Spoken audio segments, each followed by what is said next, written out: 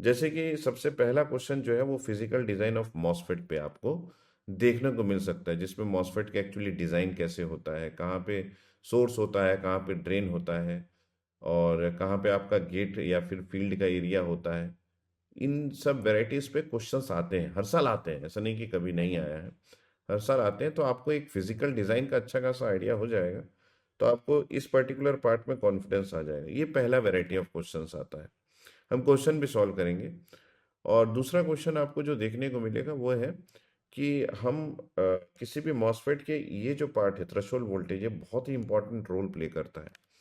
तो इस threshold voltage को कौन कौन सी चीजें अफेक्ट करती है, मॉसफेट के इतने सारे पैरामीटर्स में कौन कौन से पैरामीटर्स थ्रेशोल्ड वोल्टेज को अफेक्ट करती है, ये मॉस कैपेसिटर में भी आपको पूछा जा सकता है या फिर मॉसफेट में भी पूछा जा सकता है। मॉस कैपेसिटर में हम क्या करते हैं कि हम इस थ्रेशोल्ड वोल्टेज के एक फार्मूले को डिराइव करते हैं और उस फार्मूले को यूटिलाइज करते हैं किसी भी पर्टिकुलर क्वेश्चन को सॉल्व करने के लिए। अगर आपको वो फार्मूला याद है तो आप मुझे बताएंगे, है ना, कि अगर हम थ्रेशोल्ड वोल्टेज की बात कर रहे हैं,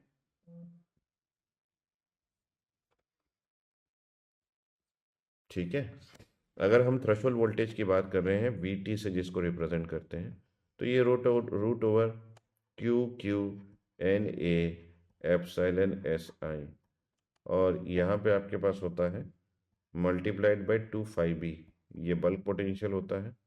इसमें डिवाइड होता है आपके पास सी ओ एक्स, ये विदाउट रूट होता है, प्लस आपके पास 2 π b, ये आपका थ्रेशोल्ड वोल्टेज का फॉर्मूला होता है। अगर आप यहाँ पे फ्लैट बैंड वोल्टेज को इग्नोर करें कि आपका मॉसफेट जो है वो आइडियल है और फ्लैट बैंड वोल्टेज जो है वो वहाँ पे नहीं लगा हुआ है, उस कंडीशन में आपके पास थ्रेशोल्ड वोल्टेज का ये फार्मूला होता है।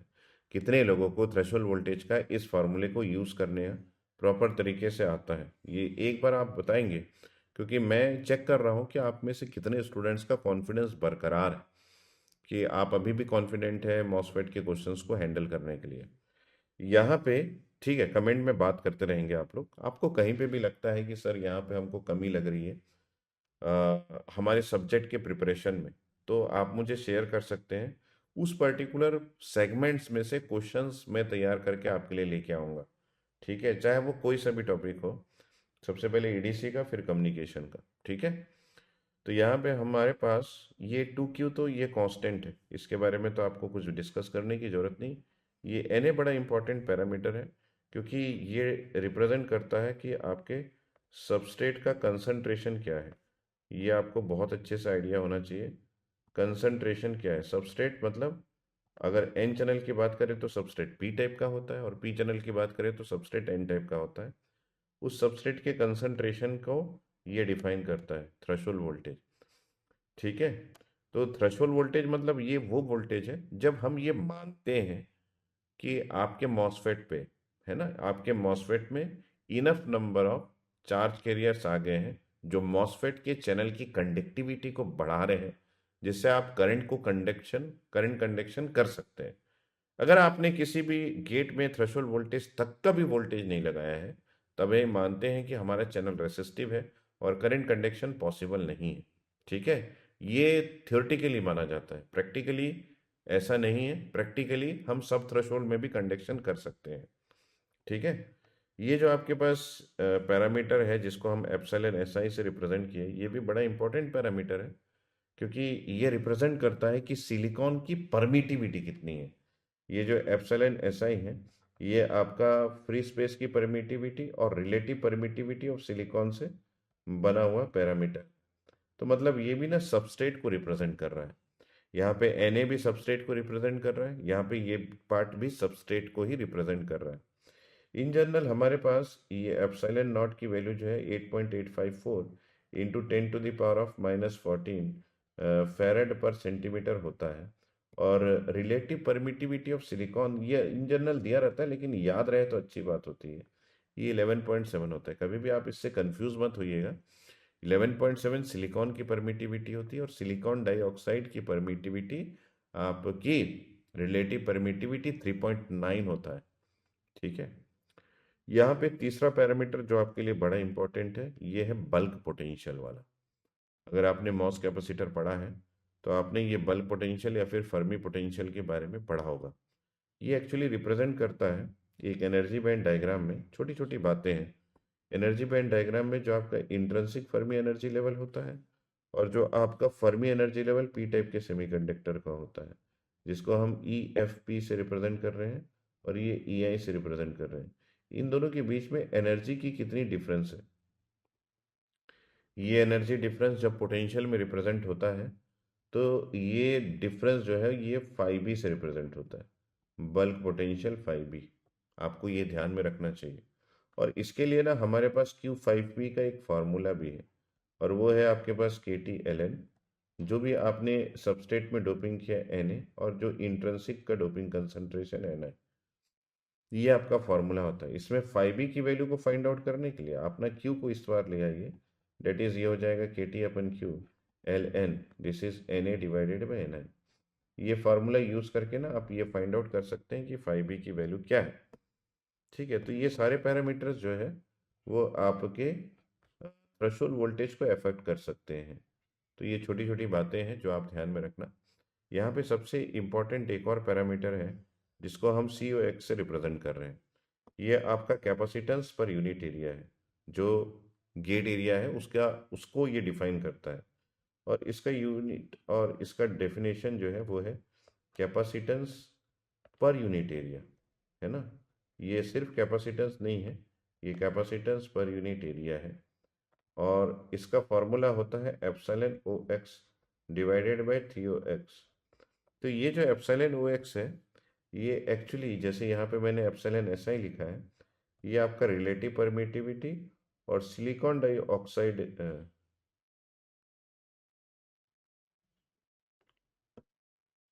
नहीं, ये फार्मूला सीमॉस में नहीं है।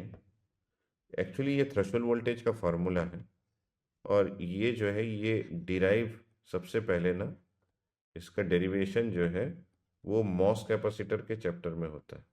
अगर आपने मॉस कैपेसिटर पढ़ा है तो ही ये फार्मूला आपने डिराइव किया होगा।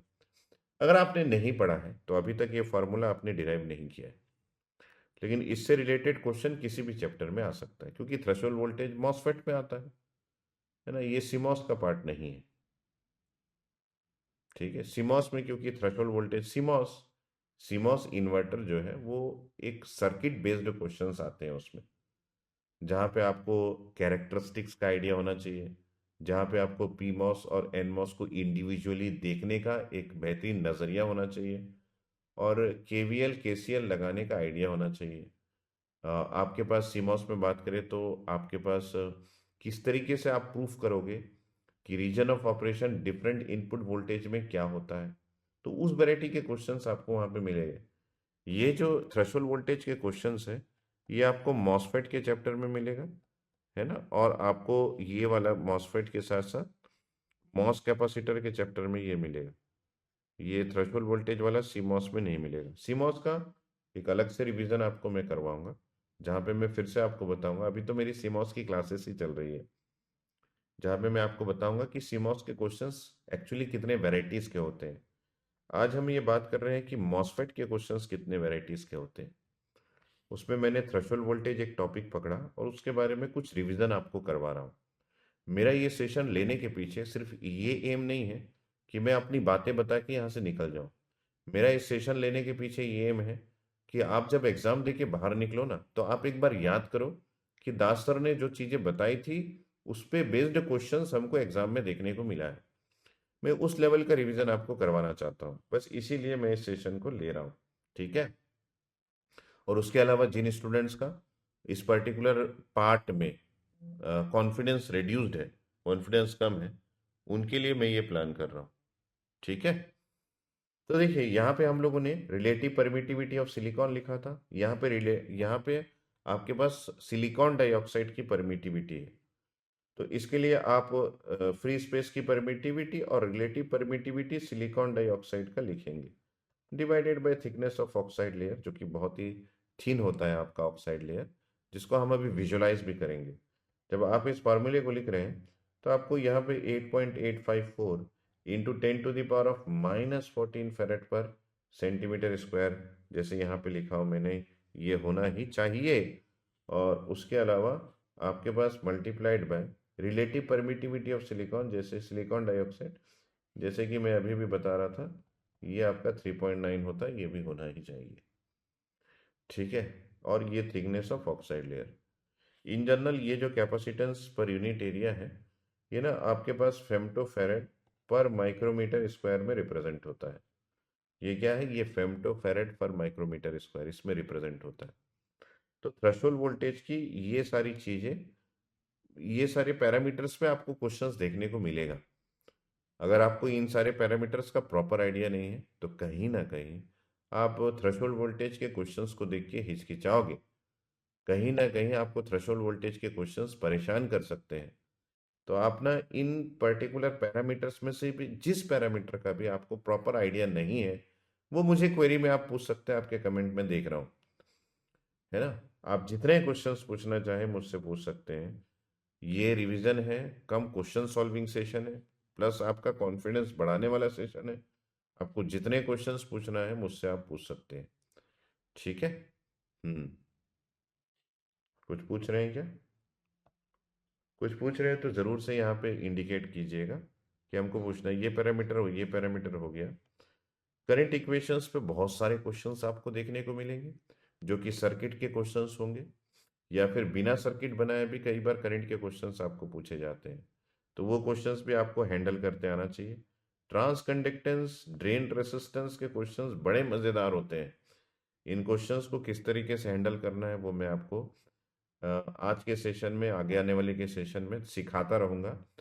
लेकिन 3-4 दिन में आपका कॉन्फिडेंस जो है वो मैं इस टॉपिक पे बढ़ा के रहूँगा। ये मेरा एम है और इसी एम पे मैं चलूँगा। ठीक है, कोई जल्दीबाजी नहीं है। 11th का एग्जाम है, 2-3 दिन लगेगा। मॉसफेट मॉस कैपेसिटर में आपका कॉन्फिडेंस बढ़ जाएगा। ठीक है, DC biasing and series MOSFET connections पे भी क्वेश्चंस आपको आते हैं, और ये क्वेश्चंस बड़े ही इंटरेस्टिंग होते हैं। कई बार ये क्वेश्चंस लेंदी जाते हैं। ठीक है, और क्वेश्चंस ऑन कैरेक्टरिस्टिक ग्राफ पे भी आते हैं, मैं आपको ये भी दिखाऊंगा। तो ये वैरायटी ऑफ क्वेश्चंस है। तो अगर आप इसको समझ जाएंगे कि किस वैरायटी के अंदर आपका क्वेश्चंस आया है, तो आप ना उस क्वेश्चंस के फॉर्मूले को यूटिलाइज कर पाओगे, उस क्वेश्चंस के कंसेप्ट को यूटिलाइज कर पाओगे। वरना ये लगता है कि सब कुछ रैंडम है ना, कहीं से भी कुछ भी आ रहा है, कहीं से कुछ भी आप पूछ रहा है। ऐसा कुछ भी नहीं है। आपको फिजिकल डिजाइन पे क्वेश्चन आएगा, थ्रेशोल्ड वोल्टेज पे क्वेश्चन आएगा, current equation, transconductance, drain resistance पे क्वेश्चन आएगा। ट्रांस कंडक्टेंस का अगर प्रॉपर आइडिया नहीं है तो आप मेरे सेशंस फॉलो कर सकते हैं, वहां पे मैंने ट्रांस कंडक्टेंस के बारे में बहुत सारी बातें की है। और इस पर्टिकुलर ट्रांस कंडक्टेंस और ड्रेन रेसिस्टेंस पे मैं एक सेपरेट सेशन भी लूंगा, जिसको भी आप आगे आने वाले सेशन में वॉच कर सकते हैं। ठीक है, कोई भी चीज़ जो आपको कंफ्यूज करती है उन सभी पे मैं सेशन लूंगा, क्योंकि मुझे इतने सालों में ये आइडिया है कि कौन कौन से पर्टिकुलर पार्ट पे आपको कंफ्यूजन हो सकता है। डीसी बायसिंग पे भी हम अलग से सेशन प्लान करेंगे, आज के सेशन पे भी हम डीसी बायसिंग पे डिस्कशन करेंगे। कैरेक्टरिस्टिक्स, कितने वैरायटी के कैरेक्टरिस्टिक होते हैं। अगर मॉसफेट के क्वेश्चंस आ रहे हैं तो सर कौन कौन से कैरेक्टरिस्टिक, टोटली इतने सारे कैरेक्टरिस्टिक हम ड्रॉ करते हैं। कभी वीआई कैरेक्टरिस्टिक, कभी वोल्टेज ट्रांसफर कैरेक्टरिस्टिक, कभी ट्रांस कंडक्टेंस कैरेक्टरिस्टिक, कभी ड्रेन रेसिस्टेंस कैरेक्टरिस्टिक्स। ऐसे कितने कैरेक्टरिस्टिक्स होते हैं, सारे को अगर हम लोग एक जगह पे बना दें तो सोचिए आपका कंफ्यूजन कितना कम हो जाएगा। ठीक है ना। तो वो काम भी हम करने वाले हैं इसी सेशन के आगे के पार्ट्स में। आज ये पार्ट 1 है, आगे आने के पार्ट्स में आपको इन सब के बारे में मैं हर चीज सेपरेट कर करके बताऊंगा। ठीक है, और ये क्वेश्चंस जो है वो कैरेक्टरिस्टिक्स पे है। तो आप दिमाग में ये सारे रखिए कि इन पे क्वेश्चंस आते हैं। सबसे पहले हम यहाँ पे आते हैं कि फिजिकल डिजाइन ऑफ मॉसफेट पे कैसे क्वेश्चन आ सकते हैं। इसमें बहुत ही एक उम्दा क्वेश्चन है ये वाला क्वेश्चन, जिसमें फिजिकल डिजाइन के बहुत सारे पैरामीटर्स को एक साथ डिस्कस कर लिया उसने। इसलिए मुझे ये क्वेश्चन बहुत पसंद है। हालांकि इसमें सिर्फ कैपेसिटर के बारे में पूछा है, लेकिन देखो कितने सारे पैरामीटर्स यहाँ पे दिए हुए हैं, जिनके वैल्यूज भी दिए गए हैं। तो यहाँ पे आपको ना फिजिकल डिजाइन के पे पूरा आइडिया इस क्वेश्चन के थ्रू हो सकता है। सो हम क्वेश्चन को लेने से पहले एक बार फिजिकल डिजाइन के बारे में थोड़ा सा डिस्कशन करते हैं कि अगर हम लोग एक मॉसफेट बना रहे हैं तो वो 3 डायमेंशन में कैसा दिखता है। ज़रा सा आपका टाइम लूंगा, लेकिन उस टाइम में आपको जो नॉलेज मिलेगा वो नॉलेज जो है वो आपको काफ़ी दिनों तक याद भी रहेगा, और आपके फिजिकल डिज़ाइन का जो टेंशन है वो दूर हो जाएगा। सबसे पहले तो हमको सबस्ट्रेट लेना है ना। इसमें एक टर्मिनल आपको एक्सटेंड करना है जो कि बॉडी टर्मिनल, बहुत रेयरली यूज़ होता है बॉडी टर्मिनल। बॉडी इफेक्ट के क्वेश्चंस पे ही ये यूज़ होता है। और बॉडी इफेक्ट का क्वेश्चंस ऐसा नहीं कि नहीं आता है, लास्ट टाइम बॉडी इफेक्ट पे आपको क्वेश्चंस पूछा गया था डायरेक्ट फार्मूले पे, उस पर भी मैं डिस्कस करूंगा आगे आने वाले सेशन में। एक साथ पूरी खिचड़ी नहीं बनाएंगे, सेपरेट कर करके डिस्कशन करेंगे, ताकि आपको क्वेश्चंस मिले तो आपको सेगमेंट कम से कम पता हो कि सर उस सेगमेंट्स पे क्वेश्चन आया था, मेरा वो सेगमेंट ज़्यादा क्लियर था इसलिए मेरे से वो क्वेश्चन बन गया। या फिर आप ये भी कमेंट कर पाओ कि सर वो मेरा सेगमेंट जो है वो लूज था, मैंने आपसे क्वेश्चन नहीं किया, उस सेगमेंट में मेरा कॉन्फिडेंस डाउन था, फिर भी मैंने आपको नहीं पूछा, इसलिए मुझे मेरे से वो क्वेश्चन नहीं बना। ये भी आपका आगे आने वाले सेशन में कमेंट हो सकता है या फिर गेट एग्जाम के बाद। तो आप देखिए कि आप एग्जाम होने के बाद मुझसे कुछ पूछेंगे कि या फिर एग्जाम होने के पहले ही आप अपने क्वेश्चंस को मुझसे क्लियर कर लेंगे, ये आपके ऊपर डिपेंड करता है। तो ये मैंने बना दिया सोर्स या फिर ड्रेन, कुछ भी आप उसको बोल सकते हो, क्योंकि सोर्स और ड्रेन इंटरचेंजेबल है। जैसे यहाँ पे मैंने सोर्स बना दिया या फिर यहाँ पे ड्रेन बना दिया, ये दोनों पार्ट जो है वो इंटरचेंज करके आप यूज कर सकते हो, है ना। ये जरूरी नहीं है कि सोर्स इसी तरफ हो और ड्रेन इसी तरफ हो, क्योंकि दोनों के कंस्ट्रक्शन में कोई भी अंतर नहीं है। ये जो पार्ट है, ये पार्ट आपका सबस्ट्रेट कहलाता है, और इसी सबस्ट्रेट के कंसंट्रेशन पे ही आपको ये थ्रेशोल्ड वोल्टेज का डिसीजन होता है। यहाँ पे जो कंसंट्रेशन है, अगर ये सबस्ट्रेट पी टाइप का है तो इसका मतलब है आपके पास ये दोनों रीजन जो है वो एन प्लस रीजन है, ये भी आपका एन प्लस रीजन है। यहाँ के कंसंट्रेशन को आप Na, ये एक्सेप्टर एटम का कंसंट्रेशन है, जिसके बेसिस पे आप इसकी डोपिंग डेंसिटी को तय कर सकते हैं, है ना। अगर आप मॉसफेट पढ़ रहे हैं तो डेफिनेटली मैं जो टर्मिनोलॉजी यूज करता हूँ उस टर्मिनोलॉजी का आपको अच्छा खासा आइडिया होगा। चलिए, अब ये जो आपके पास सोर्स या फिर ड्रेन है, इसमें ना आप ना ये जो गेट एरिया है, इसका जो सिलिकॉन डाइऑक्साइड का, या तो ये ओवरलैप हो सकता है या फिर ये बिल्कुल इस कॉर्नर से चालू हो सकता है ऐसा। ये डिपेंड करता है कि जो डिज़ाइनर है वो कितनी एक्यूरेसी के साथ इसको डिज़ाइन कर रहा है। ये जो छोटा सा पार्ट है जो कि आपको दिख रहा है कि ये ओवरलैप हो गया है, ये बहुत ही इंपॉर्टेंट रोल प्ले करता है कैपेसिटेंस के फॉर्मेशन में। तो प्रैक्टिकली जब डिज़ाइन होता है तो आपका जो सोर्स का या फिर ड्रेन का जो एंड पॉइंट है, और आपका जो सिलिकॉन डाइऑक्साइड का लेयर का जो एंड पॉइंट है, वो ओवरलैप हो भी सकता है, या फिर ये पॉसिबल है कि बहुत अच्छा डिज़ाइन हुआ है, एक आइडियल डिज़ाइन, तो ये ओवरलैप नहीं भी हो सकता है ना। जैसे कि यहाँ पे आपको दिख रहा है कि ये बिल्कुल उस एंड से चालू हुआ है जहाँ पे सोर्स या फिर ड्रेन खत्म हुआ है, वहीं से सिलिकॉन डाइऑक्साइड का लेयर स्टार्ट हुआ है। और यहाँ पे आप देख पा रहे हैं कि यहाँ पे जो लेयर स्टार्ट हुआ है वो ओवरलैप हो गया है आपके इस एन प्लस रीजन के साथ। ये जो ग्रीन पार्ट है इसमें आप देख सकते हैं, ठीक है।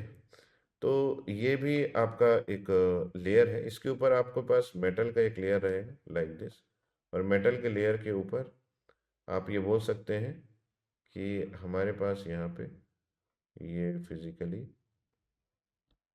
ये सिलिकॉन डाइऑक्साइड का आपका डिज़ाइन है, ठीक है, समझ गए ना। तो यहाँ पे एक टर्मिनल आप एक्सटेंड कर सकते हैं। ये मैंने एक रफ डायग्राम बनाया है ऐसा, ठीक है। आप इसके अंदर के पार्ट को रिमूव कर सकते हैं सो डैट आपको ये सेपरेट दिखे, ठीक है। तो ये एक 3 डायमेंशन व्यू है जिसके थ्रू आप यहाँ पे देख सकते हैं कि 2 लेयर्स हैं। एक लेयर जो नीचे वाला है वो आपका सिलिकॉन डाइऑक्साइड का लेयर है, और एक लेयर जो ऊपर वाला है वो मेटल का लेयर है, क्योंकि इसका नाम ही metal oxide semiconductor field effect transistor है, ठीक है। तो मैंने फटाक से ये डिज़ाइन कर दिया, आपको दिख गया। तो यहाँ से आप एक टर्मिनल एक्सटेंड कर दीजिए, यहाँ से एक टर्मिनल एक्सटेंड कर दीजिए, इसको आप बना दीजिए कि सपोज ये सोर्स है, ये गेट है, ये ड्रेन, हो गया डिज़ाइन, ठीक है। तो इसमें जो ये थिकनेस ऑफ सिलिकॉन डाइऑक्साइड है ये बहुत ही इंपॉर्टेंट रोल प्ले करता है। चलिए, इस बेसिस पे क्वेश्चन हम लोग देख लेते हैं कि किस तरीके के क्वेश्चन आपको आते हैं। यहाँ पे देखिए लिखा है in the 3 dimension view of a silicon N channel MOS transistor. ये एक 3 डायमेंशनल व्यू है जिसमें आप देखिए ये पी टाइप का सबस्ट्रेट लिया गया है। पी टाइप का सबस्ट्रेट का मतलब है कि आपका ये एन चैनल मॉसफेट है, ठीक है। यहाँ पे लिखा भी है एन चैनल मॉसफेट।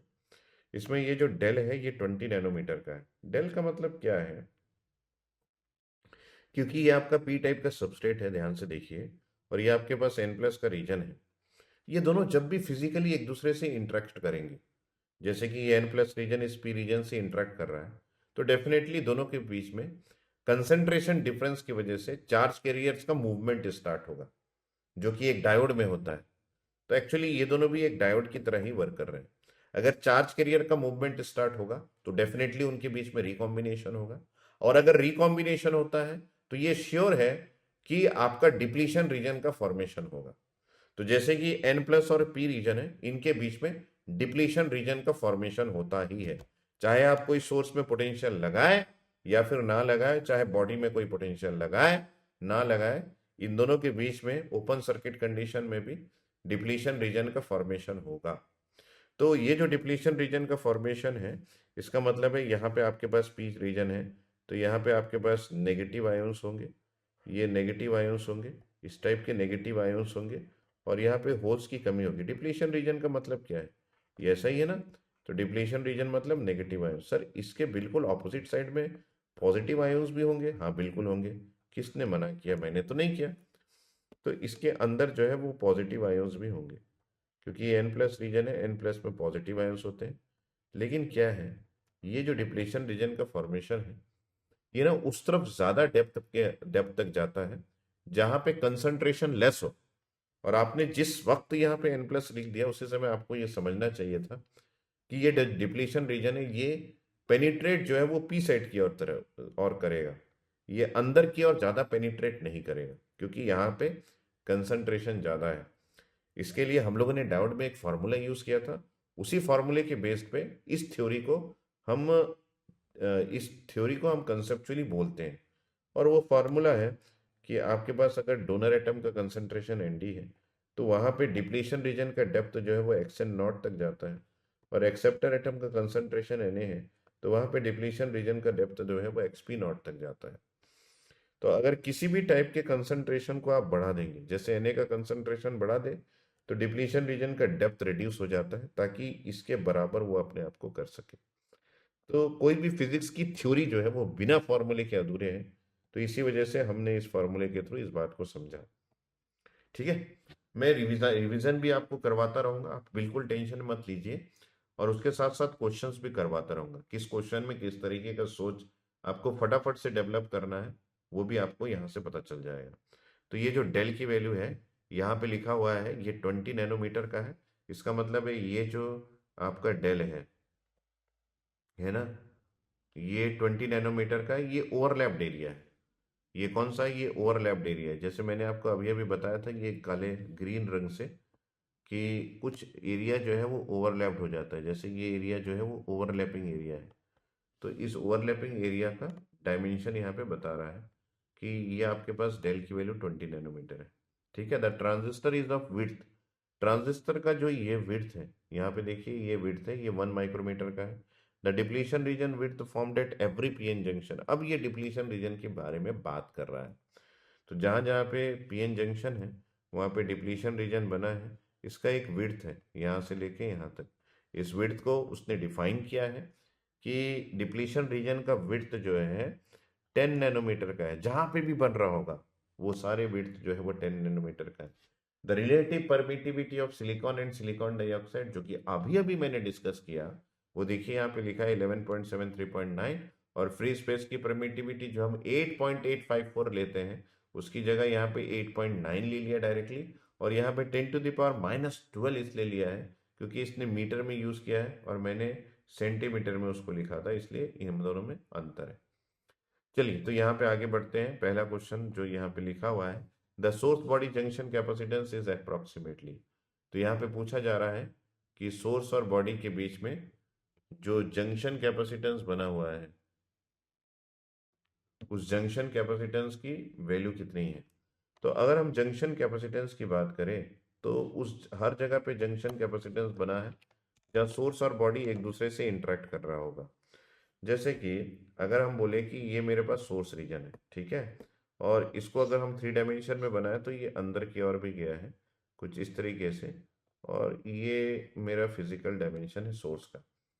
यहाँ पे सोर्स और बॉडी को इंटरचेंज कर दिया गया है, ये वाला रीजन जो है वो सोर्स को बोला गया, आप देख सकते हैं, और ये जो है ये मेरा सोर्स है, तो कि ये अंदर तक गया, ये ऐसा अंदर तक गया ना, लाइक दिस। तो हमको ये पता है कि अगर ये अंदर तक गया है तो ये सोर्स रीजन जो है ये बॉडी से हर जगह से इंटरेक्ट कर रहा है। जैसे कि इसके सामने का एरिया भी बॉडी से इंटरेक्ट कर रहा है, इसके ये वाला साइड भी बॉडी से इंटरेक्ट कर रहा है, इसका बेस जो है वो बॉडी से इंटरेक्ट कर रहा है, इसका ये जो लेफ्ट साइड का एरिया है ये भी बॉडी से इंटरेक्ट कर रहा है।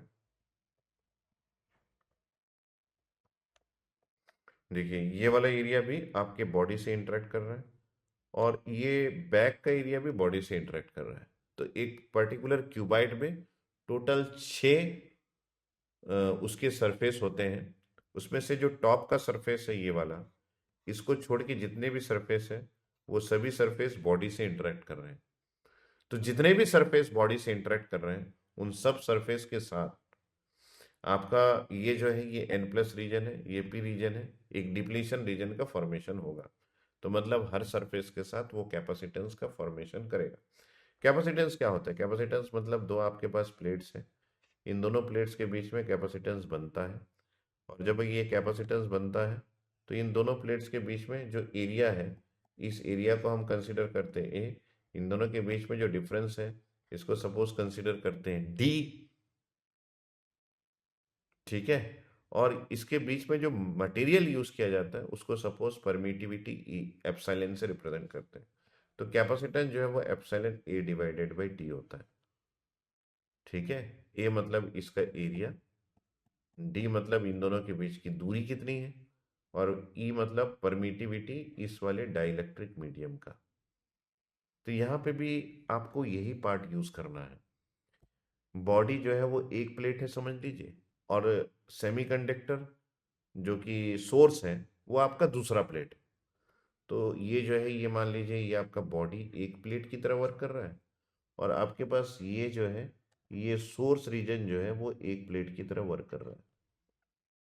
तो जैसे यहाँ पे ये एक प्लेट है, और समझ लीजिए इसी के बाद आपके पास यहाँ पे एक प्लेट और है जो कि बॉडी का है।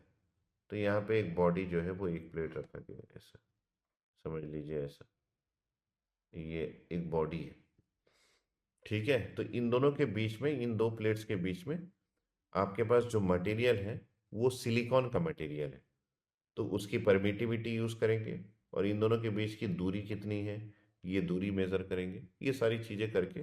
तो इसी प्रकार सामने भी आपके पास एक बॉडी है ऐसा, और उसी प्रकार इस तरफ भी आपके पास एक बॉडी है, उसी प्रकार इसके नीचे भी एक बॉडी है। सिर्फ टॉप सरफेस में आपके पास कोई बॉडी नहीं है। ये जो बॉडी मैंने लिखा है ये लेफ्ट साइड के लिए लिखा है। तो बॉडी का प्लेट और ये सोर्स के प्लेट्स, इन दोनों के बीच में कैपेसिटेंस तैयार हो रहा है। तो उनके बीच की दूरी कितनी है ये ना यहाँ पे बताया गया है। उनके बीच की दूरी जो है वो 10 नैनोमीटर का है, क्योंकि ये डाइलेक्ट्रिक है। देखिए depletion width formed at every PN junction इस 10 नैनोमीटर, मतलब ये 10 नैनोमीटर जो है वो आपका डिस्टेंस है जिसको हम डी से रिप्रेजेंट किए हैं, ठीक है। तो बस इसी पार्ट को हमको करना है। तो यहाँ पे जब हम कैपेसिटेंस की बात करेंगे तो ये जो है परमिटिविटी ऑफ फ्री स्पेस और रिलेटिव परमिटिविटी ऑफ सिलिकॉन, और ये जो एरिया है ये 5 एरियाज है जहाँ पे वो इंटरेक्ट कर रहे हैं। सपोज ये एरिया A1 है, इस तरफ का एरिया A2 है, इस तरफ का एरिया A3 है, सामने से भी इंटरेक्ट कर रहा है, पीछे से भी इंटरेक्ट कर रहा है, और नीचे से भी इंटरेक्ट कर रहा है, ये A5 है। तो हम यहाँ पे A1 plus A2 plus A3 plus A4 plus A5, ये 5 एरियाज जो आपके बॉडी और सरफेस, बॉडी और सोर्स के बीच में इंटरेक्शन हो रहा है, इन सब को ऐड कर देंगे, डिवाइडेड बाय सिर्फ एरिया को, डिवाइडेड बाय आपके पास डिस्टेंस, और डिस्टेंस कितना है, ये जो जंक्शन का एरिया बताया गया that is 10 nanometre is the distance. तो यहाँ पे आपके पास 10 नैनोमीटर आ जाए। बस इस क्वेश्चन को आप इस तरीके से सॉल्व कर सकते हैं। यहाँ पे आपको एक चीज़ और देखने को मिलेगा कि A1 और A2 का एरिया बराबर है, ये दोनों सेम है। उसी प्रकार A3 और A4 का एरिया भी सेम है। और A5 जो है वो A1 और A2 के बराबर है, क्योंकि इसका बॉटम सरफेस और इस साइड का सरफेस सेम है, सेम डायमेंशन का है। मतलब ये एक क्यूब है जो कि आपको यहाँ पे देखने को मिलेगा। ये 0.2 माइक्रोमीटर है, ये भी 0.2 माइक्रोमीटर है। इसी वजह से मैं बोल रहा हूँ कि अगर ये 0.2 माइक्रोमीटर है और ये भी आपके पास 0.2 माइक्रोमीटर है,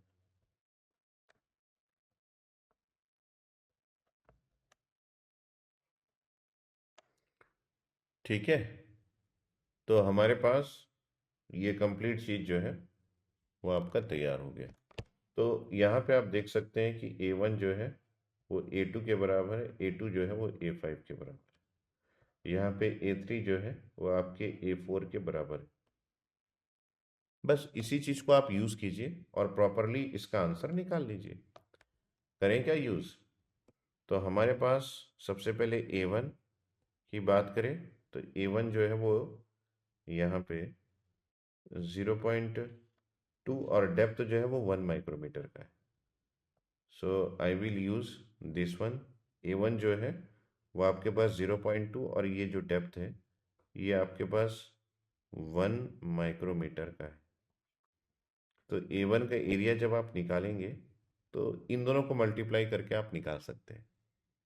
उसी प्रकार A2 का भी है। तो ये 0.2 इंटू 1 माइक्रोमीटर स्क्वायर, ये आपका एरिया हो गया। और A3 और A4 का एरिया ये आपके पास 0.2 इंटू 0.2 माइक्रोमीटर स्क्वायर, ठीक है। और फ्री स्पेस की परमिटिविटी आपको 8.9 इंटू 10⁻⁻12 फैरेड पर मीटर दिया गया है। और रिलेटिव परमिटिविटी आपके पास ऑफ सिलिकॉन ये भी आपको दिया गया है, डेट इज 11.7। तो यहाँ पे कोई भी पैरामीटर अननोन नहीं है, तो मतलब आपका कैपेसिटेंस इजी तरीके से आ सकता है। तो आपको क्या करना है, 8.9 इंटू 10⁻⁻12 कैपेसिटेंस की बात कर लेते हैं।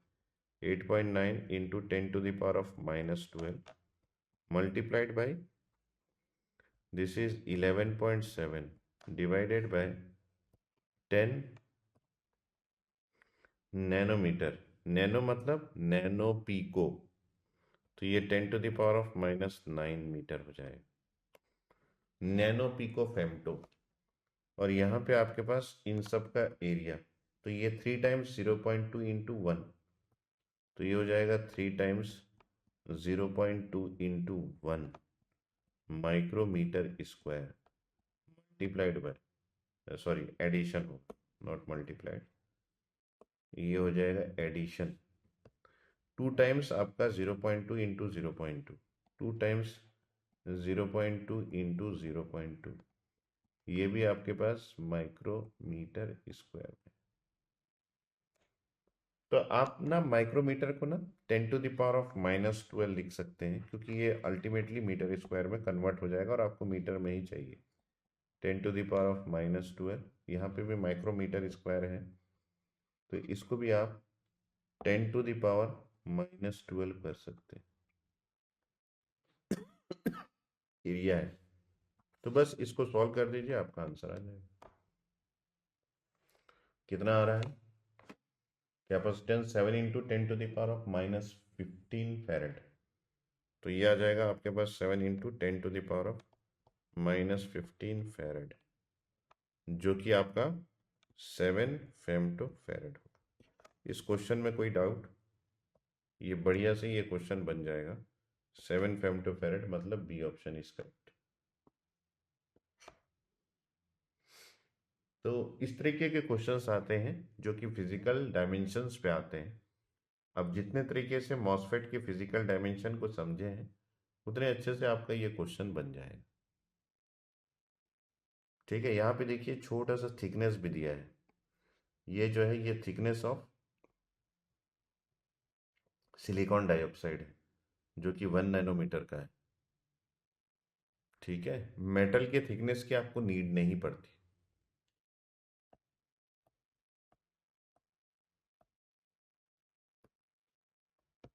चलिए इसको आगे बढ़ाते हुए इसका नेक्स्ट क्वेश्चन भी फटाक से सॉल्व कर लेते हैं ताकि आपको फिजिकल डायमेंशन के बारे में थोड़ा सा आइडिया हो जाए। यहाँ पे लिखा है gate source overlap capacitance is approximately. तो ये जो गेट है ये आपके सोर्स के साथ ओवरलैप हुआ है ये छोटे से एरिया में। तो इसमें भी कैपेसिटेंस के दो प्लेट है, एक मेटल का प्लेट ये वाला लाल कलर, और एक जो है ये सोर्स का प्लेट। इन दोनों प्लेट्स के बीच में एक डाइइलेक्ट्रिक मीडियम है जो कि सिलिकॉन डाइऑक्साइड है। तो आपको उस कैपेसिटेंस के बारे में फाइंड आउट करना है। तो यहाँ पे उस ओवरलैप्ड, ये मान लीजिए आपके पास बड़ा सा सिलिकॉन डाइऑक्साइड का एरिया है। इसमें आपके पास ये सोर्स का एरिया है जो कि समझ लीजिए ओवरलैप हुआ है। कौन सा एरिया ओवरलैप हुआ है? अगर आप ध्यान से देखेंगे तो ये छोटा सा एरिया जो कि ओवरलैप्ड हुआ है। ऊपर में आपके पास एक मेटल का प्लेट है ये। तो ओवरलैप्ड एरिया को सिर्फ अगर आप ध्यान देंगे तो ये जो है ये छोटा सा एरिया है जो कि ओवरलैप हुआ है। तो ये आपका एक प्लेट बन जाएगा और नीचे वाला आपका एक दूसरा प्लेट बन जाएगा। ये आपका एक प्लेट है और नीचे का एक दूसरा प्लेट है, ये वाला एरिया। इन दोनों के बीच में आपका कैपेसिटेंस का फॉर्मेशन हुआ है। और इन दोनों के बीच में जो ये गैप है ना, जो कि सिलिकॉन डाइऑक्साइड लेयर से बना हुआ है, ये आपका डी का काम करेगा। इस डी का वैल्यू जो है वो TOX के नाम से दे दिया गया है, थिकनेस ऑफ ऑक्साइड लेयर। तो आपके पास ऊपर का एक प्लेट है ऐसा,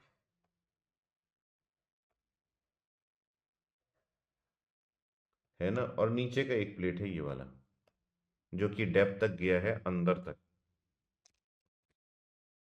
ठीक है। तो इन दोनों के बीच के कैपेसिटेंस की वैल्यू आपको फाइंड आउट करने बोल रहा है।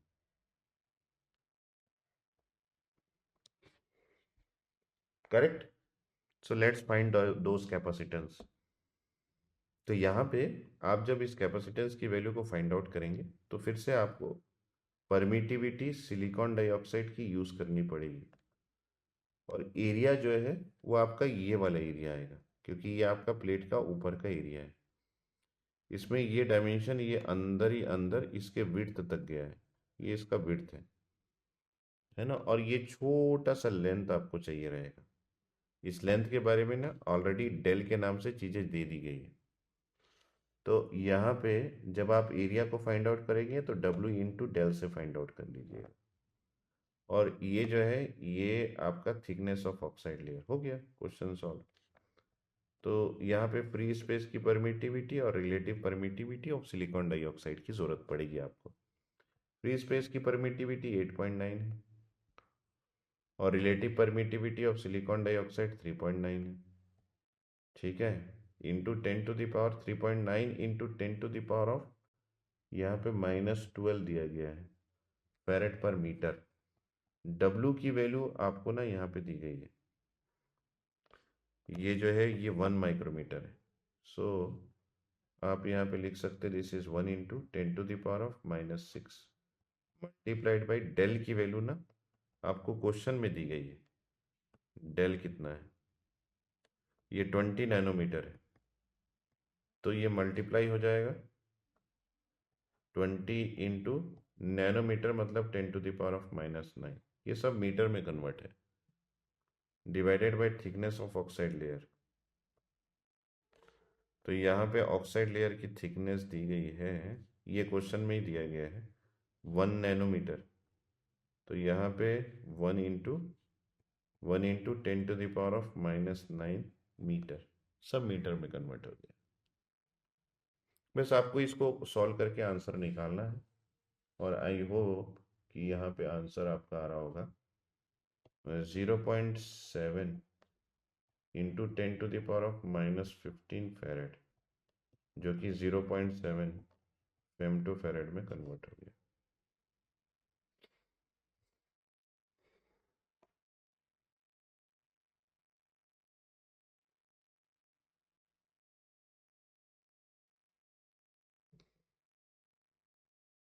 आ गया क्या आंसर? तो 0.7 फेम टू फेरेड मतलब this is 0.7 femtofarad. Option A is the correct answer. तो ये है, सबसे पहले मैंने आपको बेसिक आइडिया दिया फिजिकल डायमेंशन का, कि किस तरीके से फिजिकल डायमेंशन को आप समझ सकते हैं। तो ये पहला वैरायटी ऑफ क्वेश्चन है। अगर आपको समझ में आया सब कुछ तो एक बार बोल देंगे हाँ सर, कि हमारा कंसेप्ट फिजिकल डायमेंशन में क्लियर हुआ है। तो इस पर्टिकुलर डायग्राम से ना आप हर चीज़ को फाइंड आउट कर सकते हैं। जैसे ये जो लेंथ है, ये लेंथ जो है वो चैनल का लेंथ है, जिसको आप एल से रिप्रेजेंट करते हैं। एल इज इक्वल टू यहाँ पे 1 माइक्रोमीटर। हालांकि हमारे क्वेश्चन में ये यूज़ नहीं हुआ लेंथ ऑफ द चैनल, लेकिन हमको पता है कि ये आपके लेंथ को डिफाइन करता है।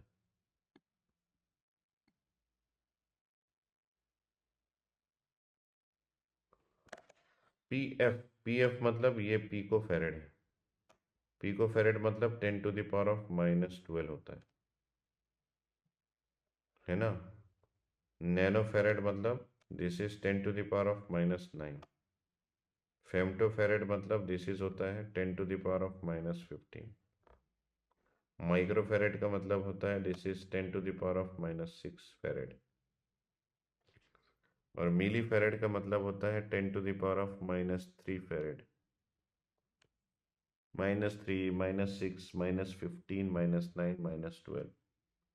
तो यहाँ से चालू होता है मिली, माइक्रो, फेम्टो को आप बाद में लिख सकते हैं, नैनो, पिको, और उसके बाद फेम्टो फेरेड आता है जो कि 10⁻⁻15 होता है। तो ये सबसे कम क्वांटिटी है, फिर ये है, फिर ये है, फिर ये बढ़ गया, फिर ये बढ़ गया।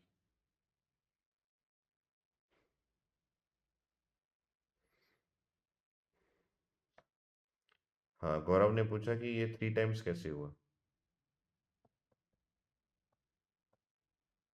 ये 3 टाइम्स इसलिए हुआ क्योंकि 3 ऐसे सरफेस है जिसका डायमेंशन सेम है। जैसे कि ये जो है A1 मतलब लेफ्ट वाला सरफेस, और A2 मतलब राइट वाला सरफेस, और इसका नीचे का सरफेस, जैसे कि ये जो है वो 0.2 है, और ये जो लेंथ है इसका, ये 1 माइक्रोमीटर ही है। तो क्योंकि ये वाला डायमेंशन और ये वाला डायमेंशन सेम है, इसलिए इसके नीचे का सरफेस का डायमेंशन जो है वो इसके A1 और A2 सरफेस से मैच करता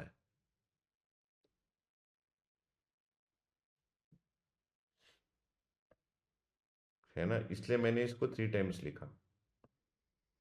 तो A1 का सरफेस एरिया जो है वो A2 के सरफेस एरिया के बराबर है, तो ये A5 के सरफेस एरिया के भी बराबर है, इसलिए मैंने 3 टाइम्स लिखा गौरव कुमार। A1 जो है वो A2 के सरफेस के बराबर है, और A5 का सरफेस भी सेम है। अगर यहाँ पे 0.2 माइक्रोमीटर के अलावा मान लीजिए 0.3 माइक्रोमीटर होता नीचे वाला सरफेस, तो मैं नहीं लिखता 3 टाइम्स। उस केस में A5 का अलग डायमेंशन होता, वो होता 0.3 इंटू 1 माइक्रोमीटर। मेरी बात समझे क्या? क्योंकि आपका नीचे का सरफेस का डायमेंशन A1 और A2 से मैच कर रहा है, इसलिए मैंने A5 को सेम लिखा। तो इस कंडीशन में ये हो गया 1, ये हो गया 2, और ये हो गया 3, तो 3 टाइम्स हो गया कि नहीं सरफेस एरिया। आप 3 बार लिखो, उसको प्लस कर दो तो 3 ही आएगा ना। 0.2 into 1 into 10⁻⁻12 plus 0.2 into 1 into 10⁻⁻12 plus 0.2 into 1 into 10⁻⁻12 लिखो, या फिर आप लिखो 3 टाइम्स 0.2 इंटू 1 इंटू 10⁻⁻12। ये तो आपको मैं बच्चों वाली मैथमेटिक्स सिखा रहा हूँ, समझ लीजिए। तो इसलिए मैंने 3 टाइम्स लिखा। और कुछ डाउट?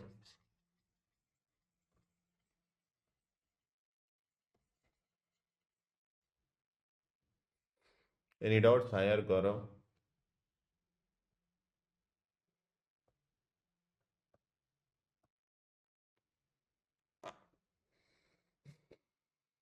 तो ये है एक वैरायटी ऑफ क्वेश्चन जो कि उसके फिजिकल डायमेंशन पे बेस्ड है।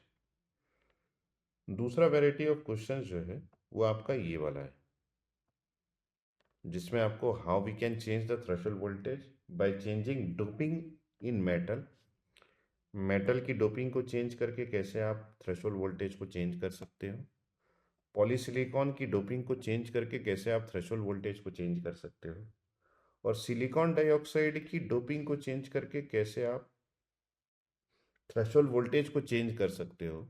ये दूसरा वैरायटी ऑफ क्वेश्चन बनता है। ठीक है,